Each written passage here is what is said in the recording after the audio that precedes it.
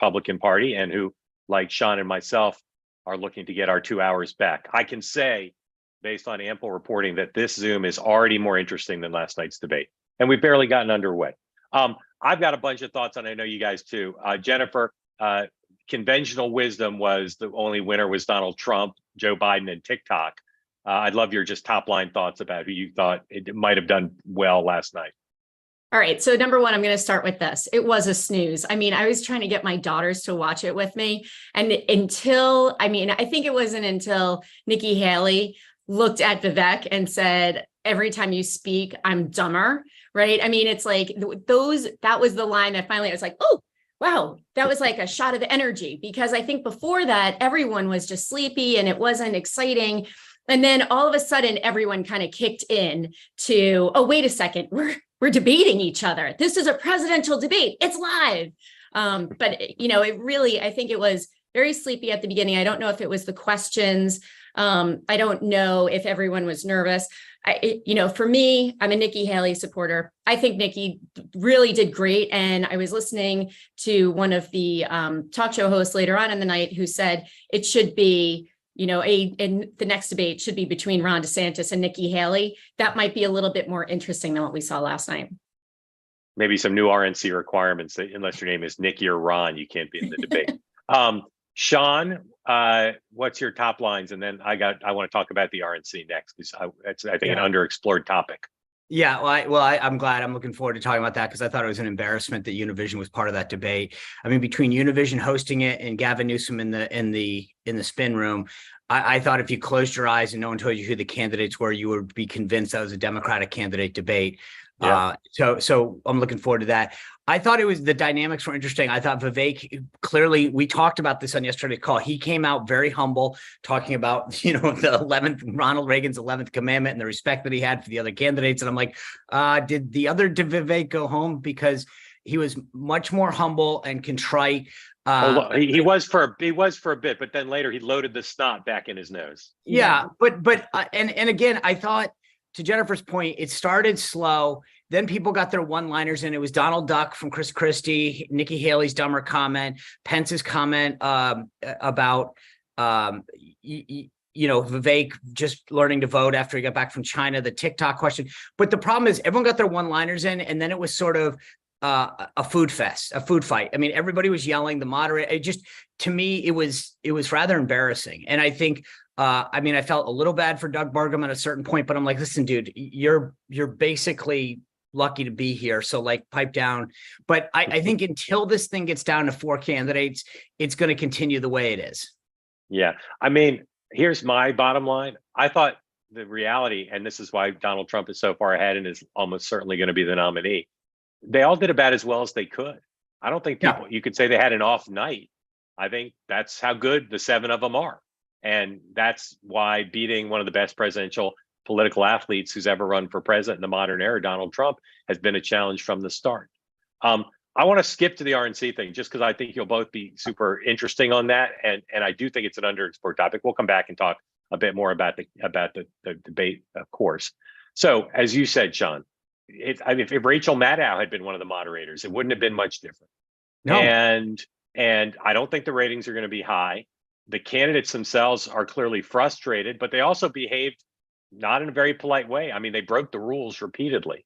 So you both have been involved with the RNC. Sean, you obviously were involved in playing the debates. What should the RNC do going forward to make this? And of course, the biggest thing is they're not attracting their front runner. This seems to me to be a disaster for the RNC. So 2 things. Number one, I think they've done a good job of getting the requirements in. I think by upping it to 4%, you're going to winnow the field a little bit, which it should be. We've gotten past it. We're now going to be 3 months out from the next debate from the Iowa caucuses. If you're at 4%, you ain't going to be the nominee. That's the bottom line. So grow up, let everybody have their turn. But who does that winnow besides Burgum?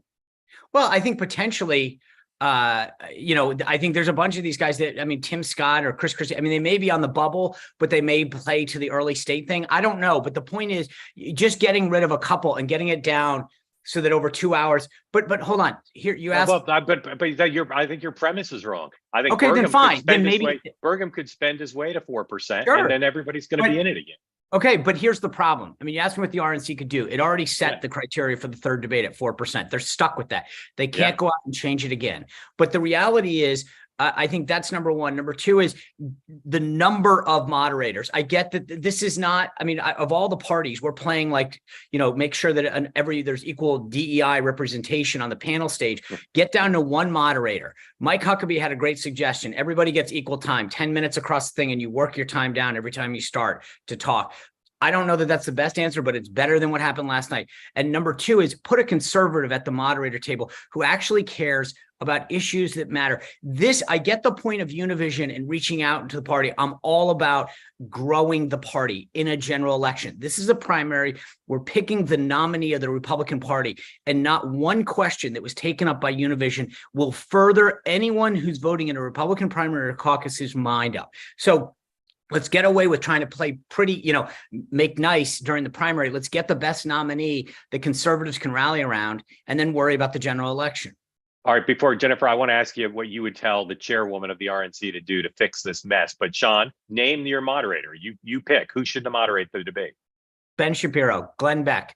Anybody that actually has a pulse on what voters, primary voters and caucus, Sean Spicer, I'll do it. I'm willing to do it. But okay. My point is that this is the idea that there's a woman from Univision, and no offense, again, I'm for including Univision as we get to general elections, but this is not one person at Univision has their pulse. They asked about DACA and CRT and DEI. There's not a Republican voter in Massachusetts, Rhode Island, in the most liberal places that actually going to vote in a primary that cares about a single issue that was brought up last night by and not just asked about those topics, but asked about them in a way that was very freighted and framed again the way they would from a left point of view.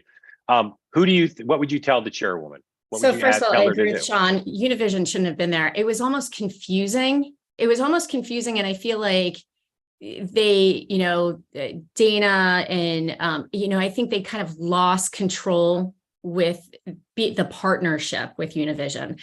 And I also think everyone was really disrespectful, right? And I think that's what I would say to Rana is, if they're going to be disrespectful, the only one who actually abided by her time was Nikki. There was that crossfighting with Tim Scott, and he kind of did something that was kind of gross and beneath him. And, that was a kind of yucky exchange. But I think that there should be some sort of penalty, hey, listen, if you're not going to abide by the time, you're going to have to pay the RNC. Give the RNC $10,000 for every second you go over. That should actually shut everyone up, right? Because money talks, and their donors are not going to be happy when they're going over their time, and then they have to give the RNC money. I think that there has to be, and I think also the metrics need to change. I totally think that at this point, listen, Mike Pence, nice guy. Chris Christie, I love Chris. He comes here a lot. Burgum, he could buy his way up the percentage poll. Tim Scott, you've seen your day.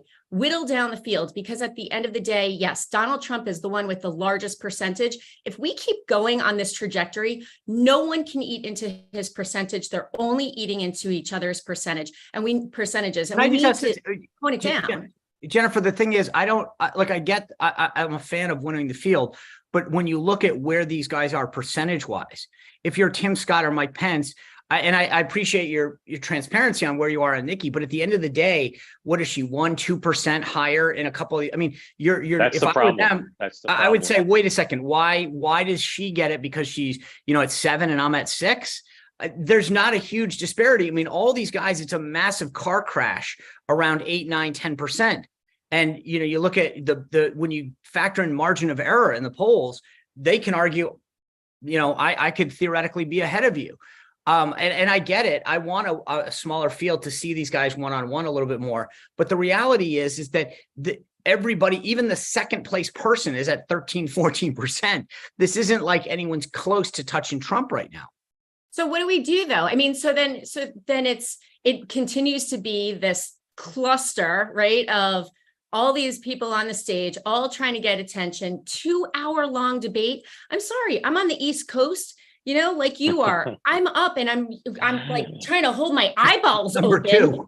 right? So- And drink coffee at 11 o'clock at night just to get through the end of it. I don't think that that's fair to us. And if the most important, to me, the most important thing, and the thing I see happen over and over and over again, especially in our blue states, people do not come out in the primaries. They are not voting. In Massachusetts, the Democrats keep winning elections here because 20% of the voters come out and they vote in the primary, and then that liberal person who's off the charts ends up winning as governor, as mayor, over and over because people don't come out. So if we are not telling the voters, here are your choices and you need to come out and vote, then we're just stuck with whoever it is at the end. And it might be Trump, but that's not democracy. I want democracy to work. One quick point. The goal of the debates, and you just articulated this, is to inform voters to make a decision. We've now had 2 debates. These guys have done a ton of television and advertising. At some point, part of the conclusion might be that they have made up their mind, right? Trump's numbers aren't moving, and these guys are all car crashed around 8-9. I mean, at some point, we can argue that it should happen, but voters on the Republican side in Iowa and New Hampshire, this is what they do. They pay particular attention to this. They kick the tires of the candidates. I was at the Iowa State Fair. These guys are unbelievably engaged. And so at some point, maybe they have sent their message, that they have looked at the candidates and they made their decision. Yeah, I mean, look, the RNC's got that one other debate on the schedule. They haven't formally announced who the media partners are going to be. We don't know who the questioners are going to be. None of the other debates are scheduled. And I think they're going to have a challenge. And I had thought before President Trump would be under pressure to go to the debates on the ground in Iowa and New Hampshire. Now, the press has kind of normalized him skipping these. They've kind of applauded him for being smart to skip them. So I had thought he would have to do those. I'm not even sure he's going to have to do those. I'm wondering what you guys think of that. I agree. I mean, listen, he doesn't, to what Sean was saying, his percentages don't move at all. And so why would he go? I think if he goes, he sets himself up for DeSantis and for Christie and for Pence to just continue to beat him up. I mean, the one thing I will say is, an election, a campaign is a marathon. It's not a sprint. It's dating. It's finding out information about someone. Do you like them? Do you want to marry them? And at the end of the day, and I'm just going to put my party chair hat on, I want to win elections. Who is going to beat Joe Biden? Because it's not Joe Biden that we're running against. It's Kamala Harris, because Joe Biden is going to get in there and he's going to either die or he's going to be deemed mentally unfit, and it's going to be Kamala. So who is going to beat them? And the fact that the Democrats really would like to get in their first female minority president, and that's the only thing they're concerned about, because Joe Biden is a complete failure. Hey, Mark, can I just make a quick Zoom PSA? If you have a question, go into the chat, submit it. There's folks on Zoom. Feel free to ask a question, and we'll see if we can get to it. I apologize. Yeah. Thanks. No, okay. I want to go back to candidates in the debate in a second, but I want to make a proposal. I used to work on trying to schedule formats, when I worked at ABC with different anchors, right? And particularly if you've got a big field. So how about this for the format to solve a couple of the RNC's problem, to keep the candidates from feeling like they're not getting enough time, to keep the moderator role as limited as possible, and to get the conversation focused on substance in an interesting way. You take the candidates in either pairs or in three at a time, and you say, okay, Nikki Haley, Tim Scott, Ron DeSantis, talk about what your ideas on the economy for 4 minutes, go. And just let the 3 of them, and you produce it and direct it in a way that it's compelling television, and you let the 3 of them have a conversation on the economy. That way, it's 2 or 3 at a time. It's better substantively, and then they can decide if they want to make a gladiatorial moment and take it on. They can. How about that for an idea? I love that. I think you should be the moderator, and I think you should give that suggestion over the RNC. All right. When we're done, the 3 of us Mark, call the Governor RNC. Huckabee. When I asked Governor Mike Huckabee on my show about this, he said exactly a version of what you're saying. He said, I would suggest every candidate on the stage gets, divide the 2 hours up, and then the moderator throws out a topic, the economy, China. But the problem doing it his way is then all 7 or 6 or 5, whatever, all try to get in on every topic. My Fine. way, you have but the you have beauty segments. is, but the beauty of his suggestion is, as soon as you run out of time, your mic is cut. So you have to be, you have to think about choosing your moments, right? Yeah. So your point is they all fight over the 4 minutes. But if you said, hey, you have a clock, it's 12 minutes or whatever, every time you talk, that clock ticks down. So you have to choose your moments. If you want to get into a food fight with 4 other candidates for 30 seconds, you're down to 9:30, another 20 seconds. The flaw in that to me is you can bait somebody into wasting their time. You say to Tim Scott, when did you stop beating your girlfriend? And then he's got to defend himself and he eats up his time playing defense. I want to talk about opposition research and how it's used in debates. And this will be important in the future debates, particularly if Donald Trump ever does show up. You saw last night some clear oppo dumps, some oppo drops, right? Nikki Haley's curtains, the question of whether Ron DeSantis banned fracking, stuff about Vivek's business, right? Vivek. It seemed to me those are good research things, but it showed what amateurs they all are. You can't just drop it out there with no context and then expect it to have any impact. You read all the stories today, barely any mentions, or watch the cable news coverage afterwards, barely any mentions of those hits. I'm just so amazed that these people are playing at this level and they're dropping this perfectly good oppo that could do some damage, and then it disappears into the ether. And I'm wondering what you both think about that and whether that speaks to, again, how these operations are not all that good. So let me give you a little morning quote of the day here. Sun Tzu, tactics without strategy is just noise.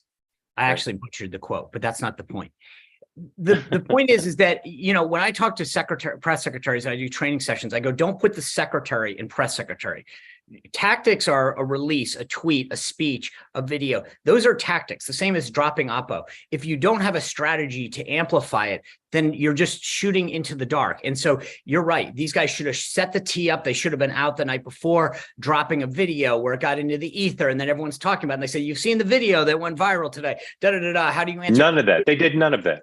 And they give the opportunity of the opponent, you know, whether it was Nikki, to respond and say, boom, boom, boom, boom, boom. And they combated it right away. They weren't on defense. They didn't use this oppo correctly. And I'm glad you're pointing this out. I read, I think in Politico that, in fact, something I didn't know, Ron DeSantis seems to have banned fracking. At least that's what I read. But Ron DeSantis is not today on defense for having banned fracking. Nikki Haley's not on defense for her curtains, which seems not to be true. But again, if Tim Scott wants to make a big deal of her curtains, he's got to, as you said, Sean, you got to tee it up. You got to amplify it. You got to tie it to some broader thing. And I'll say again, presidential campaigns I've covered, Al Gore, not the greatest politician of all time, but when he had a piece of oppo, he knew how to use it. He knew how to make it part, as you said, of a larger strategy. Are there any questions teed up? Actually, I want to get, Paul's got a question, but before we get to Paul, Jennifer, do you want to comment on this? Yeah. So, you know, the one thing, I mean, I've been in politics for a very, very, very, very, very, very long time, and learned from some of the best in Nassau County, New York. And when I became party chair here, I had an amazing election with Scott Brown. And then I ran right into statewide elections. I had so much oppo research, and we would, I mean, and this is at a time before there was even, you know, Twitter and the whole, universe, you could get it out in that way. We would start dropping things, dropping little hints with the press, getting it out there, telling our activists before anything ever happened. So that way, as soon as Scott was on stage, as soon as Charlie Baker was on stage, that information was already there. And they were prepared themselves for what their opponent was going to say. And being able to be armed with that is so powerful. And I think one of the things I always used to say, and I still tell my staff, is I don't want to run into a fire drill of an actual fire, right? I want to be prepared. I want to know what's coming down. As soon as the fire happens, it's too late for the drill, right? That's not the time you want the drill. No. But like even their hits on Trump, right? They say, well, Donald Trump didn't build the wall. Lay some groundwork, you know, have a strategy. Don't just blurt out Donald Trump didn't build the wall.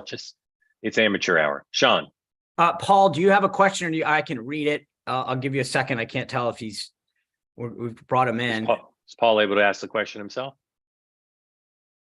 Let's see if we can do that. So Paul's question is, who drops out of the race next and when? let me just, I think Doug Burgum drops out of the race when they don't let him come to the next debate. Maybe, although I still think he'll buy his way in. I mean, look, if you're at, okay, so then the question is, if not, I mean, Paul's question is who drops out of the race next and when.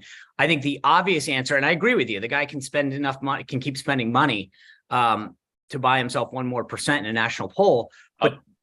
But who beyond that? I don't see anyone else. Of the people on the stage, except for maybe Burgum, just decides he's sick of spending his kid's inheritance. The one person, ironically, who I think is the most likely to get out before Iowa is Ron DeSantis, because I think he may not have any money left. His super PAC might have money, but I think he may get to November and not be able to afford to fly his state troopers around on private planes and have to drop out and try to salvage his career. I don't think I was going to say the other, you saw he had a big loss at the state party the other day in terms of the rules governing how this, which was a big win for President Trump going into this. So I say that because you're right. I mean, at some point, does he save his Florida career and say, I'm still the governor? Exactly. That's and use the excuse of I've got to deal with, all of these issues in Florida. Jennifer. Absolutely. I mean, listen, I think in Florida, he did a great job. He's been doing a great job as governor, other than some transparency issues I have with him of late. But I mean, I think for the most part, he has a stellar record as governor. And I think if he continues, it's an ego thing, right? And I totally agree, Mark. All of the speculation, and I have a bunch of DeSantis friends up here, all the speculation is that he's running out of money. His donors are starting to move. They're looking at other candidates. They've been looking at Nikki a lot. And so I think that DeSantis needs to figure it out soon. Listen, he's got a young family. He has a wife that just went through breast cancer. He could use any excuse in the world, exactly, whether it's family excuse or being governor in his career, to get out of this thing. Exactly. And look, he's traveling a ton to raise money. It's a huge suck on his time. And but I'm hearing about the events that they're not very big. There's no indication his grassroots fundraising is very good. As for the question for the others, Vivek, time of his life, raising enough money to keep going, doesn't have a big infrastructure. Nikki Haley, lean operation, more fundraising coming in. Tim Scott, maybe Tim Scott could get out. I guess I'd say it's possible Tim Scott could get out, but he's got a big super PAC as well. And again, kind of enjoying it and not working all that hard at it, actually. So it's not a huge tax on his daily life compared to a normal campaign. Pence, this is it. Last go round. Again, doesn't need a lot of money to run. Christie, counting on New Hampshire. So I think, and no one, here's the thing. If DeSantis was at 32 and Trump was at 48 or 45, people in the party would pressure these other folks to get out. You can't go to Nikki Haley or Tim Scott now and say, hey, for the good of the party, get out so we can consolidate around X, because there is no X. Right. So Jeff, how do you get him out? Question from Jeff.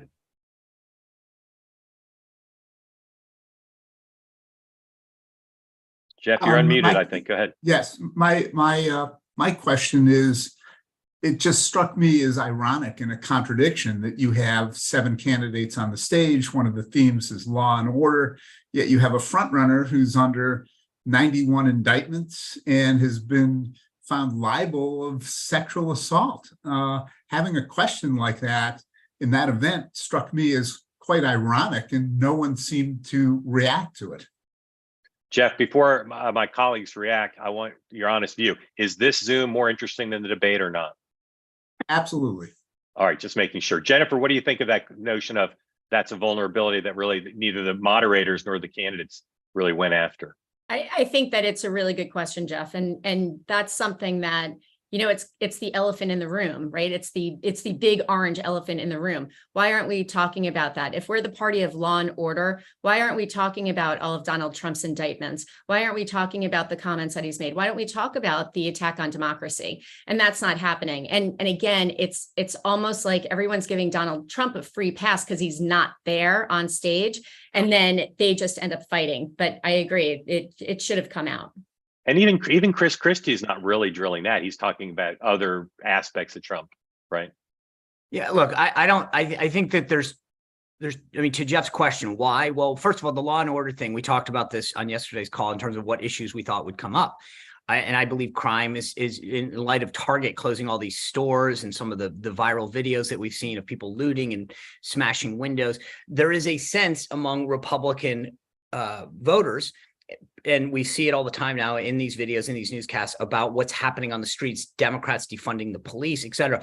And I think for a lot of voters, they bifurcate the crime, the defund the police, what we're seeing in the cities, and an attack on Trump, which a lot of voters view as a weaponization of the judicial system. And exactly, right or wrong, I mean, this is what Jeff's asking, I think, is they don't, and the candidates know this. I mean, there's a reason Chris Christie and these guys are willing to go to the line and say Trump should be here and defend his record, but they get that, what, 60% of the Republican base right now believes that the judicial system has been weaponized against Donald Trump, and the reason they're going after him is to prevent him from winning, and So everybody is getting that. And I think the moderators got it. They didn't want to get backlash for this, especially at Fox.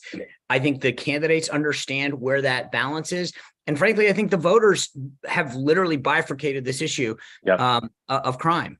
Jeff, that's the answer. The voters don't want it, and they're not suicidal, but you got to assume that maybe they should just take a risk, do what's right. They all think it in their heart. Maybe they just take a risk and try to shape public opinion rather than running from it and being captive to it. If there's one more question, I'd love you to tee it up, but I do want to follow up one thing from yesterday. I believe all three of us, me, you, Sean, and Scott Walker, we all predicted topics that would come up. One of you said crime, one of you said immigration. Those were easy, those were obvious. So I'm declaring myself the winner because I said TikTok, not as obvious, and that was asked. So I won that. So I'm not sure what it is I win. Do we have another question? Nice. That you didn't give us any context of the question saying pick a hard issue. You said pick an issue. I picked an issue. But I agree. Whatever. The thing that I found was interesting, by the way, just to your point, and I'll give you credit for at least picking it up, is I thought it was a good hit. I thought going after Vivek on TikTok and the hypocrisy of it. I mean, I'm sorry, his answer, like I agree with Governor Haley on this. It is a threat to our national security. Republicans have taken the right stand in trying to ban TikTok and protect the country. And yet he used his desire to win as an excuse. I mean, frankly, as a conservative, that's what I've always said about the Democrats, that they will say and do whatever they need to win in pursuit of what they deem the greater good. This was Vivek basically siding with them. And I was actually, I was proud that she brought it up, because I do think it's a huge, hypocritical response. It'd be like saying we need to rob banks and buy kids free root beer so they'll vote for us so we can win the election, and then we'll stop robbing banks and we'll. Right. I mean, it was just insane. Do we have another? Yeah, question? we have Daniel. Daniel, can you? I'm trying to think. The team. We're trying to unmute Daniel's question because I know. Let's see if they're bringing him in. All right, I read it, so I could. But basically, Daniel said, "What do you think about the DeSantis?" Oh wait, he's here. Daniel.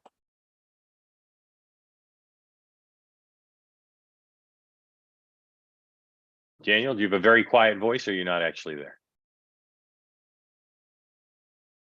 All right, Sean, go ahead and read it. All right. So Daniel's question was, what do you think about the DeSantis approach of just let them eat cake, was what he asked.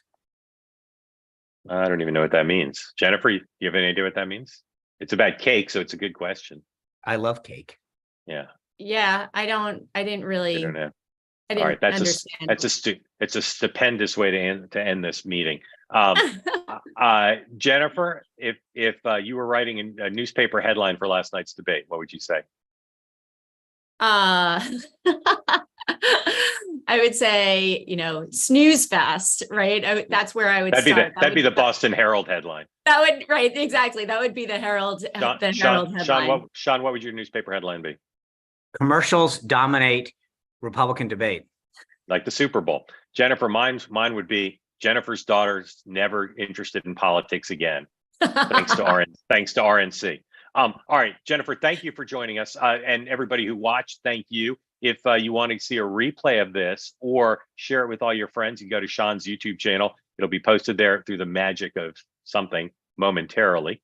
And we may well see you at the next debate, where we're grateful to you all for making time. And Jennifer, Sean, great to spend 30 minutes with you both. Good to see you. Thanks for having me, guys. See you in a month.